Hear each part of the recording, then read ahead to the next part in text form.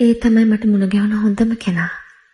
සිතුවිල්ලක් ගානේ ඔබමයි උන්නේ සෑම කාහිතේ සෙනස මං ඔයාට හරි ආදරේ ළමයෝ. දැනෙනා තුරුමා ඉන්න දැනුම ගාවින් මියනා දිනයේ කඳුලක රස විඳෙමි.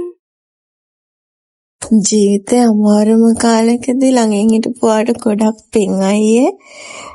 මං ගොඩාක් දුක් කාලයක් ගෙව්වා. ඒ කාලේ ඔයා හැමදාම මාව ආදරෙන් බලාගත්තා.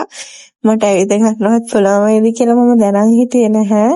හැබැයි ඔයා කොහොම හරි මාව සනීප කරනවා කියලා අවුරුද්දක් දුක් විඳලා මගේ කකුලත් එක්ක අන්තිමේදී සර්ජරි එක කළා. සර්ජරි එක කරන්න කලින් මං ආසතැන්වල එක්කන් ගිහින් මොකද මට ආයෙ ඇවිදින්න පුළුවන් වේද නැද්ද කියලාවත් අපි දෙන්න දැනන් හිටියේ නැහැ.